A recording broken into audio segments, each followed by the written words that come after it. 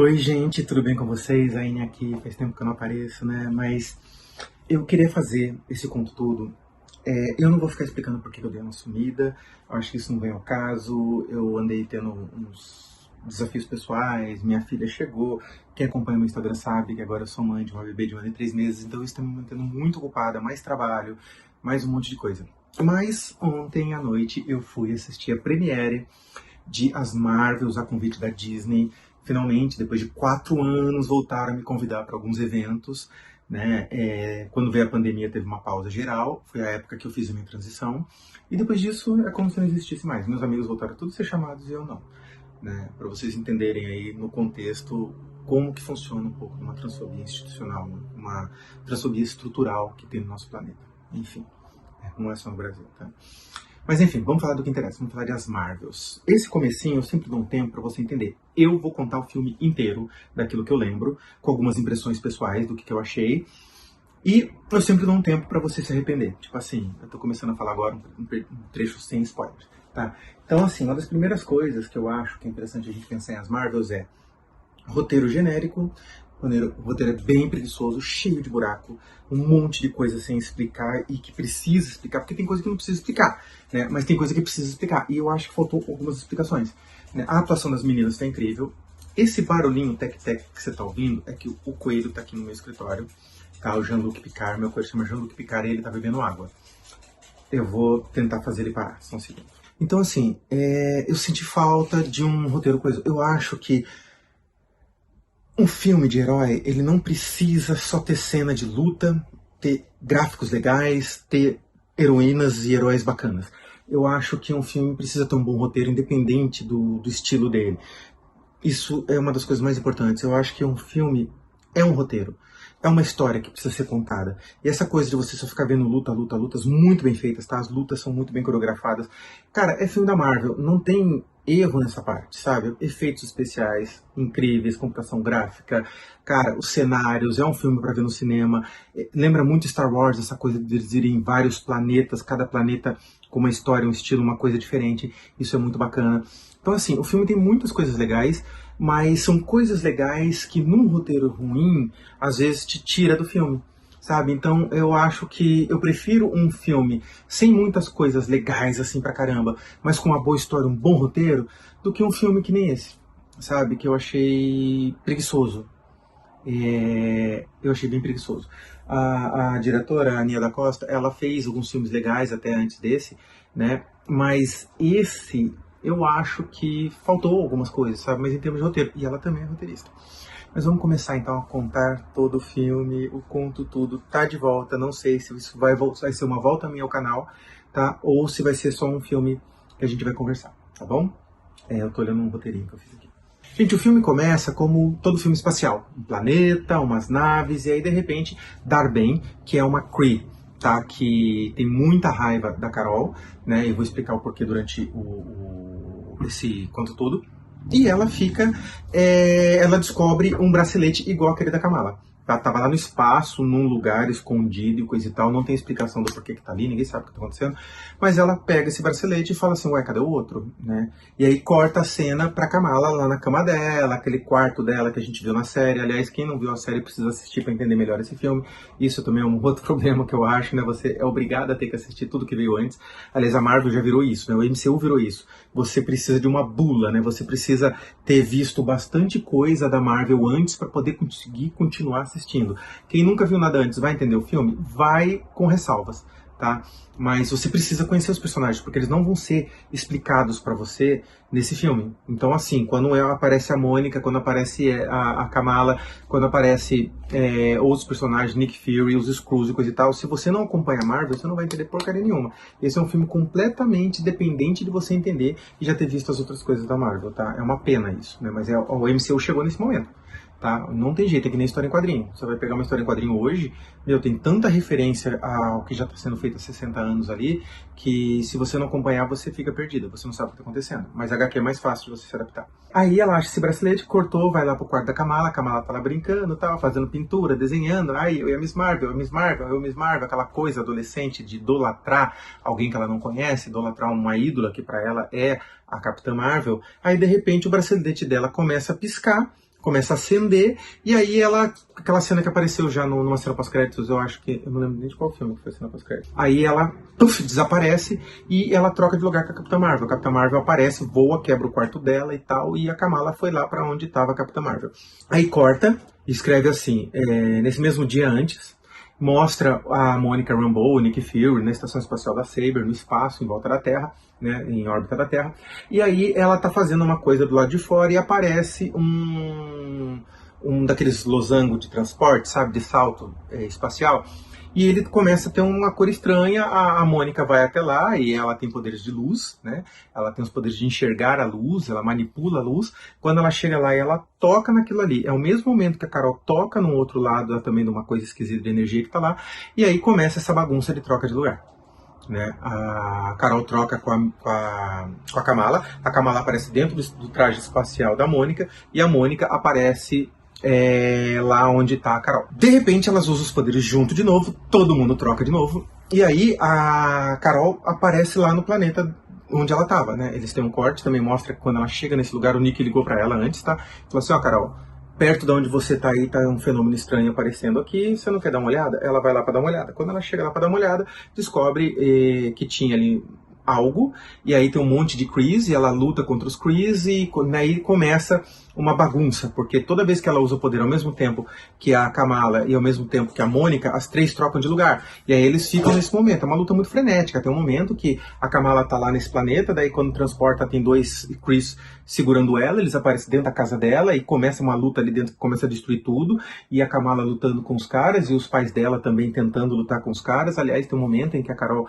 desce a escada para sair dali daquela casa da Kamala, e aparecem os pais dela, e fica uma coisa estranha, quando ela começa a voar, troca de novo. Cara, é uma bagunça, mas é uma bagunça bem feita. Essa questão das trocas, essa luta que acontece nesse começo, ela é divertida e muito bem feita. No final das contas, nessas trocas, conseguiram vencer os dois Krees que estavam lá na casa da Kamala. A Carol deu uma surra nos Krees que estavam lá naquele outro planeta. E aí o Nick Fury aparece com a Mônica na porta da casa da Kamala. Eles estão lá limpando aquela bagunça que destruiu a casa inteira deles, assim, buraco no teto, o diabo, foi um inferno. Você fica irritada com isso e tal. E cara, a Kamala, ela consegue ser ao mesmo tempo fofa e extremamente irritante. Ela é muito deslumbrada o tempo todo. Eu não tenho paciência com gente deslumbrada. Mas ela é fofa. Tá? Essa atriz é um baratinho, assim, ela é iniciante, né, ela é nova e tal, mas ela tá conseguindo imprimir uma identidade pra Kamala que eu particularmente tô gostando.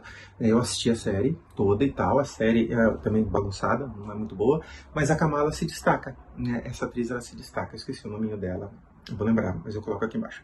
Aí, o Nick chega lá com a Mônica, eles conversam com os pais, fazem umas perguntas, não sei o que e tal, aí leva todo mundo lá pra estação espacial da Saber. Aí tem esse momento que a Mônica e a Kamala estão lá na estação, né? E aí chega a Carol, e aí ela fica toda deslumbrada, não sei o que, ela fala assim, agora não.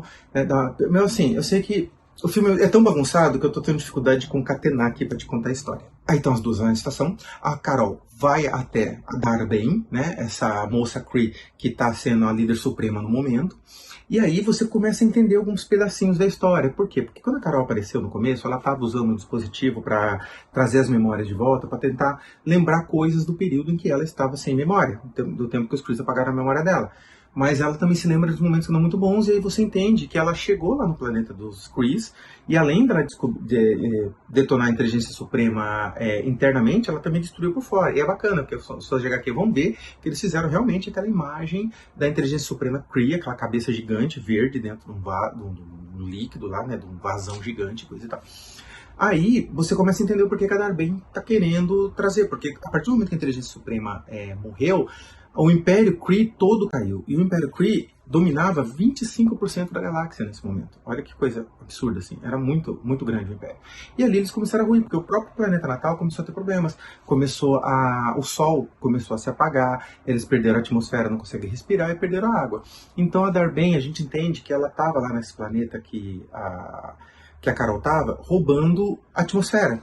Então ela vai para lá. Aí pouco depois ela vai para um planeta que é onde os Skrulls estão morando agora, porque o planeta dos Skrulls foi destruído, né? Quem assistiu, na verdade, desde o filme da Capitã Marvel e até a série Invasão Secreta do Nick Fury, a gente fica sabendo disso, tá vendo como tem que ficar acompanhando as coisas anteriores? Aí o que acontece é que aí vai o trio pra lá, né? A Carol chega lá na Saber, conversa tal, leva as outras duas meninas, elas vão conversando, aí tem um problema mal resolvido da Mônica com a Carol, porque ela fica nessa de que, ai, minha tia me abandonou e não voltou, e eu precisava de você, e ela fica nessa, é chato, e aí a Kamala fica naquela, ai meu Deus, ai, não acredito, Capitã Marvel, ai, minha capitã, minha capitã. De adolescente, meio cansativa, meio chata. E elas chegam lá no planeta dos Skrulls e não conseguem impedir. Por quê? Porque a Dar-Benn, ela tava tentando discutir com o rei dos Skrulls para tentar chegar num acordo, porque elas queriam, falou assim, olha, eu salvo tua galera, levo para um outro lugar, vocês fazem parte do Império Kree e tal, porque é uma alternativa a deixar vocês sem ar. Aí você entende. Aí quando a Carol chega lá e começa a bater em todo mundo, ela fala assim, olha, você me traiu, Rei Skrull, a Carol tá aqui, ela é a aniquiladora, e depois você vai entender que os Kree chamaram ela de aniquiladora porque foi ela que destruiu a inteligência Kree, e nisso começou toda a decadência do planeta e tal. 30 anos depois, eles estão tentando ainda ver o que vão fazer para se salvar. Os Kree ficaram assim. Ela chega com o bracelete, com aquele martelão. Se você assistiu o primeiro filme dos Guardiões da Galáxia, você vai se lembrar daquele martelão. Ela bate o bracelete no martelo, abre um portal que não se fecha e começa a roubar o ar daquele planeta para mandar para Ala, né, que a Ala estava sem atmosfera. E aí os Skrulls têm que fugir, o lugar começa a se destruir porque a atmosfera começa a sair, dão altas mudanças e tal, não sei o que lá. Eles conseguem salvar vários Skrulls e ao mesmo tempo não. Vários morrem. E aí é interessante que quando eles estão na nave assim, ela chama a Valkyria, né, que agora ela é a rainha lá de Asgard, para ajudar a realocar os Skrulls. Aí ela realoca e tal, e não aparece mais. É só uma participaçãozinha especial muito rápida. E aí fica só as três na nave de novo, elas voltam a discutir o que está acontecendo, daí a Carol começa a perceber que eles estão procurando a atmosfera e água para poder trazer o planeta de volta. Aí ela tem um insight e fala assim, olha, tem um planeta que eu acho que é perto de onde eles estão, porque a menina, a Kamala, ela chegou a ter um vislumbre de um mapa, quando ela estava nessas trocas na luta do começo do filme, do mapa que a Dar-Benn, engraçado esse nome, Dar-Benn, né? Ela tentou se dar bem. Nossa, essa foi péssima. Enfim. Aí ela saca que naquele sistema, daí eles fazem um negócio de memória, e nessa hora da memória, assim, a menina se lembra de qual que é o sistema, todas elas se conectam uma nas memórias das outras, e aí rola um momento em que mostra a Carol conversando com a Maria Rambeau, a mãe da Mônica, durante o blip, né, porque não sei se você se lembra, mas na série WandaVision mostra que a Mônica foi blipada, e nesse meio tempo a Maria Rambeau morreu de câncer. E aí quando ela volta, a mãe já não tá mais ali. Isso já foi mostrado na série. Se eu não me engano, foi a WandaVision mesmo. É tanta coisa que eu não lembro onde tá tudo, tá, gente? Eu não tô mais acompanhando com afinco como era antes, tá? Eu tô acompanhando mais como uma coisa de lazer mesmo. Tem o bebê pequena, não dá pra ficar indo no cinema, né? Porque tem bebê pequeno, não tem com quem deixar, então é complicado. Aí, nessa hora, ela se lembra desse lugar, Guimarães. E ao mesmo tempo, essa recordação que deixa a Mônica super brava com a Carol. Ai, não sei o quê, porque você sumiu, me deixou sozinha quando eu voltei, minha mãe, papai, eu só tinha você. Gente, ela não conseguiu viver esse rompimento, esse luto. Aí elas vão para esse planeta. E é um planeta que tem água, e aí quando chega lá, você percebe que a Carol tá meio incomodada, mas quando ela desce é um planeta que eles só falam cantando. A linguagem do planeta é cantada. Cantada, dançada, parece um filme de Bollywood, assim, e elas entram cantando. Aí você descobre que a Carol é casada com o príncipe desse lugar.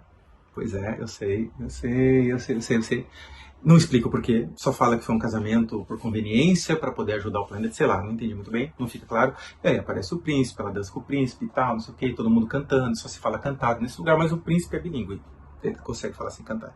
Aí ela explica pra ele, olha, a Dar-Benn tá vindo aqui, ela vai tentar roubar água, traz ela pra cá, que eu vou tentar tirar o bracelete dela. Aí beleza. Aí ela se esconde e nessa hora a Dar-Benn chega, fala pro príncipe o que tá acontecendo e começa uma luta de novo, com nave, com todo mundo voando. As meninas, antes disso, enquanto estavam indo pro planeta, elas começaram a treinar as trocas, né, pra ficar mais coordenada, porque elas ainda estão trocando de lugar, cada hora que duas usam o poder ao mesmo tempo, elas trocam de lugar, então pra poder elas não ficarem perdidas, elas começaram a fazer um treino dentro da nave, que também não faz o menor sentido, assim, cara, pra mim não faz o menor sentido. Aliás, uma coisa que não vai fazer o menor sentido é essa luta também. O que acontece? Elas fazem umas roupas lá e tal, e aí uma das roupas das meninas, da Kamala, tem um scarf, né? E ela começa a usar isso para lutar. O que me assusta é você ver uma menina adolescente que nunca foi treinada por nada dando surra em soldados super treinados. Tipo assim, da onde veio toda a habilidade marcial da Kamala Khan? Não faz o menor sentido. Tipo assim, chega a tirar a gente do filme nessa hora e fala assim, meu Deus, o que essa menina tá fazendo? E ela não tava usando os poderes, ela tava lutando na porrada, usando laço, e derruba todo mundo. Um monte de guerreiro de um exército que treinaram a vida inteira para lutar, levando a surra de uma menina de 16 anos que só sabe-se lá da onde veio essa arte marcial dela. Meio ridículo, assim, eu acho. Eles não conseguem salvar o planeta, a outra lá, a Dar-Benn, consegue de novo abrir o portal lá com o bracelete e o martelo, e aí abre o portalzão lá, gigantesco, começa a roubar a água do planeta, a Carol tenta não sair dali para tentar salvar o povo dela, não consegue, eles fogem de lá e tal, ela fica chateada, aí ela conta para as meninas o que aconteceu, né, que isso que eu contei lá no começo, que ela matou a inteligência Kree e não sei o que, e aí a Dar-Benn tá tentando não apenas restaurar o planeta, mas se vingar dela. Pois é, tá tentando se dar bem. Aí eu de novo com piada de tiazona. Aí ela fala assim, meu, ela tá pegando os lugares que ela sabe que eu gosto. Então ela foi primeiro lá nos Skrulls, porque ela sabe que eu estava ajudando os Skrulls, eu que arrumei aquele planeta. Aí ela foi lá no planeta onde tinha água, que ela sabe que eu era a princesa daquele lugar, era um lugar especial para mim. E agora ela vai para onde? Porque o sol dela apagou, para a Terra. Aí eles correm lá e tal. E nesse meio tempo, a Saber, a série da Saber, começa a ter umas pane. Você não sabe o que tá acontecendo, aquele mundial e tal. E começa a aparecer um monte de coisa esquisita, assim, umas bolas gosmenta que parece cérebro, por tudo que é lado da nave. Aí eles vão descobrir que aquilo são ovos de Flerken. Tá? O Guzi, né, eu não falei nada, mas o Guzi estava com ela. Quem estava cuidando do Guzi era a Carol deixou lá com o Nick, e ele começou, ou ela, sei lá, começou a botar um monte de ovo, e de repente nasceu um monte de gatinhos fofinhos. Mas por algum motivo que não fica claro, se são um monte de ovo espalhado do Guzi para todo lado, ou se é uma sabotagem, porque eles chegam a falar isso, o negócio lá, a estação espacial começa a dar problema, e aí todos os módulos de fuga estragam, e tem muita gente ali, são, sei lá, mais de 100 pessoas para um módulo de fuga. Qual que é a solução que eles têm? Todos os gatinhos Flerken novos começam a comer os humanos. Começam a engolir todo mundo, assim, um monte de aqueles tentáculos, aquilo que a gente já viu, né? E aí todo mundo entra, todos os gatinhos do Nick Fury entram num dos módulos de fuga e fogem para a Terra, e aí os gatinhos começam a vomitar dentro, as pessoas dentro do módulo de fuga, não cabe todo mundo, o negócio dá pane, perde o controle e cai na Terra. É um negócio muito esquisito, assim, essa coisa dos gatinhos. Tipo assim, é fofo, eu amo gato. Eu tenho uma gata que chama Amy Pond por causa de Dr. Who. Mas eu acho que tem algumas coisas, assim, tá, isso é muito quadrinhos, eu sei. Mas isso, pro cinema, eu acho que às vezes te quebra. Por mais fofo que os gatinhos sejam, eu adoro gatinhos. É muito legal você ver os gatinhos. Mas você entende o que eu quero dizer? Que fica uma coisa perdida ali, por que aconteceu isso? Não fica claro por que isso aconteceu, sabe? Por que precisou ter isso? Por que a estação da Saber precisou cair? Não tinha nada a ver com a história principal. Mas enfim, aí a Dar-Benn chega lá, as três Marvels vão lá pra cima, começam a lutar com ela, não sei o que, papapá. Aí em um certo momento a Dar-Benn consegue os dois braceletes, ela abre um portalzão grande e morre. Continua roubando a energia do Sol, o Sol começa a apagar, a Terra começa a entrar em pânico e não sei o que lá. Nessa hora, a Carol vai tentar salvar a Dar-Benn, não consegue, tem uma explosão, ela volta, daí a Monica Rambeau vai buscar ela, a menininha, mesmo sem ter nenhum bracelete, usa os poderes e trazem eles e os dois braceletes de volta. Isso eu achei muito interessante. Talvez isso dê um indício, que ela seja inumana e o bracelete acionou os poderes naturais dela, ou B, que ela seja mutante. E isso tem a ver com a cena pós-crédito que a gente vai conversar. Enfim, aí traz todo mundo pra lá, e aí o único jeito de fechar é através dos poderes da Mônica, e aí a Carol tem que energizar a Mônica junto com a Kamala coloca os dois braceletes, ela não morre por causa disso. Os braceletes foram feitos para ela, segundo ela, eu nasci para isso. Ela faz uma cena Mulher Maravilha com os braceletes, lança um raio de luz na Mônica junto com os poderes da Carol. A Mônica fica super poderosa, vai pro outro lado do portal e começa a fechar o portal. E nisso ela acaba ficando lá. Aí tem aquele chororô, tal, não sei o que, papapá. E aí, mas antes disso, tem um momento em que a própria Mônica, que é uma cientista, manja muito de muita coisa de ciências, de espacial e luz e não sei o que, fala que a própria Carol tem poderes fortes o suficiente para restaurar o Sol de Ala. Tipo assim, se tivesse falado disso no começo, o filme nem tinha acontecido. Mas enfim, ela promete que vai fazer isso e tal. Nessa hora, a Kamala volta pra Terra, né? Volta lá pra estação, encontra os pais, aquele momento bababá super bonito. A Carol sai voando e vai acender o sol dos Chris. Ela entra lá e faz, não fica claro por que ela consegue fazer isso, já que o sol acontecem muitas fissões nucleares ao mesmo tempo, né? Uma bomba atômica gigante que o tempo inteiro tá explodindo, a gente não sabe o que ela fez cientificamente, né? Mas história em quadrinho ninguém liga, super-heróis ninguém se importa. E aí depois ela volta e realocam toda a família da Kamala para casa que era da Maria Rambeau e da Monica Rambeau, beleza? Aí as duas têm uma conversa, não sei o que, sister, sei lá o que, como é que ela fala lá e tal, aquele deslumbre todo volta. É interessante você ver que nesse filme tem essa coisa do deslumbre no começo do filme, da Kamala, e no final, ela indo para esse amadurecimento heróico, acontece vários momentos em que ela percebe a humanidade, né? Esse filme fala muito sobre humanidade das personagens, principalmente da Carol, o quanto ela erra e tal, que ela também não é aquela coisa super poderosa, infalível, porque o problema de falha dela não são dos poderes, né? E depois que acontece esse final também, elas param de trocar de lugar, as três. Elas usam os poderes e não tem mais essa coisa da troca de lugar. Também não explico por quê. Só acontece, sabe? Tem tanta coisa que acontece nesse filme que não é explicado, que é uma coisa, assim, muito incômoda. E aí no finalzinho do filme, numa cena pós-crédito, aparece a Kamala tentando convocar a Kate Bishop, né, a nova Gavião Arqueira, para montar uma nova equipe de Vingadores, e fala que vão atrás da filha do Homem-Formiga. Então acho que eles vão montar ali um Next Avengers, né, um Young Avengers, sei lá. Então, dando a entender isso, que é uma coisa que todo mundo já esperava que fosse acontecer mesmo e tal. Aí vem a cena pós-créditos. Cara, quando um filme, cena pós-créditos, é mais legal que o filme, parece que esse é um filme de passagem, que serve o tempo todo, né? Tudo que é filme da Marvel parece que é filme de passagem. Se for pegar toda a segunda fase da Marvel, é tudo filme de passagem. Vingadores 2, né, que é filme de passagem. Tem vários filmes que são filmes de passagem. Aí, esse também é. Parece que prepara sempre algo. Parece que o filme da Marvel sempre deixa algo em aberto para o próximo, pro próximo, pro próximo, pro próximo. O problema é que o filme inteiro, assim, nada fecha, nada conclui, nada para, sabe? É uma coisa meio cansativa. Esse filme é bem curto, então vale a pena ver no cinema. Aí vem a cena pós-crédito, a Mônica acorda no lugar, do lado da mãe dela, a mãe dela viva. Aí aparece o Fera dos X-Men. Cara, é muito legal. O Fera tá perfeito, tá a coisa mais linda. E ele cita o Charles. E a mãe dela nesse universo é a Binária. Uniforme lindo, maravilhoso que ela tá usando assim e tal. Aí acaba, né? Depois da cena pós-crédito. Só tem uma cena pós-crédito, tá? Gente, conclusão. É um filme divertido? É. É um filme que dá pra você ver no cinema? Sim, vale a pena assistir. Vai no cinema assistir. Se você gosta de super-heróis, gosta de Marvel, vai assistir, você vai curtir, eu tenho certeza que você vai sair divertida. Eu saí divertida do cinema. Tem esse monte de problema de roteiro? Tem. É incômodo? Isso é. A Kamala é fofa e irritante? É fofa e irritante, tá? A Diana gritando. A Kamala é fofa e irritante? A Kamala é fofa e irritante. Mas vale a pena. Vale muito a pena. Tá bom? Então é isso, espero que vocês tenham gostado do Retorno do Conto Tudo. Eu não ia fazer, eu não sei se vai ter mais Conto Tudo, mas como tem muita gente sempre me pedindo pra fazer, e me escreve mesmo, quem sabe? O que eu vou te pedir é, curte esse vídeo, compartilha. Vocês querem que eu volte a produzir? Cara, assistam e compartilhem meus vídeos, porque senão eu fico sem incentivo nenhum pra vir aqui fazer, ainda mais ocupado do jeito que eu tô. Tá bom? Beijo pra vocês, obrigada, até o próximo vídeo.